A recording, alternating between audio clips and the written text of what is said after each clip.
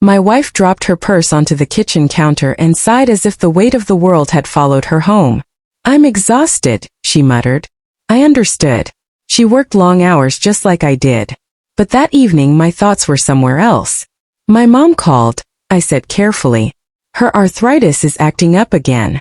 She has a doctor's appointment tomorrow morning, and she asked if someone could drive her." My wife didn't even look up from her phone. "I can't. It'll only take an hour." I said I can't. I leaned against the counter. "I have an important meeting with a client. If I miss it, I could lose the contract. I was hoping you might help this once." She finally looked at me, her expression cold. "She's your mother." "I know. So you figure it out yourself." The words landed harder than I expected. "She's 82, I reminded her quietly. "She shouldn't be driving." She shrugged. "Not my problem." Silence settled over the kitchen. I searched her face for even a hint of hesitation, but there was none. This wasn't about inconvenience anymore. It was about compassion. I didn't argue. There didn't seem to be any point. That night I barely slept. At 6 the next morning I called my boss and explained the situation. He wasn't thrilled, but after a long pause, he agreed to let me attend the meeting virtually from my mother's house after taking her to the doctor. When I arrived, Mom was already waiting by the front window, dressed in her favorite blue cardigan. "You didn't have to rush over," she said with a warm smile. "I wanted to." She smiled, but I noticed the effort it took her just to stand from the chair. The drive to the clinic was quiet. She chatted about her garden, the neighbor's new puppy, and a mystery novel she'd been reading. She never complained about the pain in her hands. At the appointment, the doctor adjusted her medication and reminded her not to overexert herself. On the way home, Mom insisted on buying breakfast. "You've always taken care of me," she said, squeezing my hand with fingers bent by arthritis. "Let me buy you pancakes." I laughed. "You don't have to." "I know."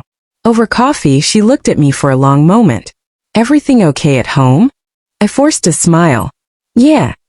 She nodded as though she knew I wasn't telling the whole truth but respected my decision not to explain. After dropping her off, I hurried home before logging into my meeting. The front door was unlocked.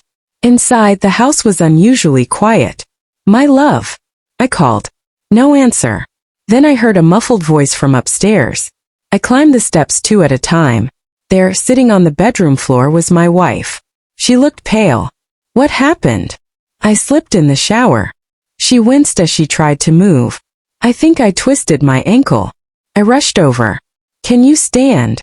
"I've been trying for 20 minutes." She reached toward me. "Help me." For just a second, yesterday's words echoed in my mind. "Figure it out yourself." They stung all over again. I could have repeated them. I could have walked away. Instead, I slipped my arm around her shoulders and carefully helped her to her feet. She cried out in pain. "It's okay," I said. "Lean on me." I drove her to urgent care, filled out paperwork, picked up her prescription, and helped her back into the house. The doctor confirmed it was a severe sprain. She would need crutches for several weeks. That evening I made dinner, carried her meals upstairs, and brought her ice packs every few hours. She barely spoke. Finally, as I adjusted the blanket over her legs, she whispered, "Why are you doing all this?" I looked at her. "Because when someone you love needs help, you help them." Tears welled in her eyes. "I don't deserve this." "No," I answered honestly. "Maybe not today." She lowered her head. "I'm sorry." I waited. She continued. "When you asked me to take your mother yesterday, I wasn't thinking about her.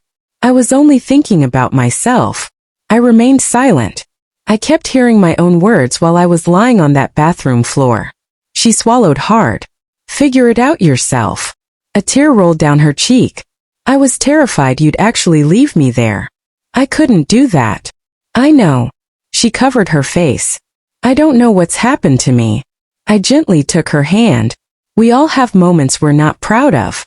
She looked at me through tear-filled eyes. "Will your mother forgive me?" "I think she'd forgive you before I did." The next afternoon, without my asking, she insisted we visit Mom together. Using her crutches, she slowly made her way to my mother's front porch. The moment Mom opened the door, my wife burst into tears. I'm so sorry, she said. You asked for kindness and I gave you indifference. Mom didn't hesitate. She opened her arms. Come here. Awkwardly balancing on one crutch, my wife accepted the embrace. It's never too late to choose kindness, Mom whispered.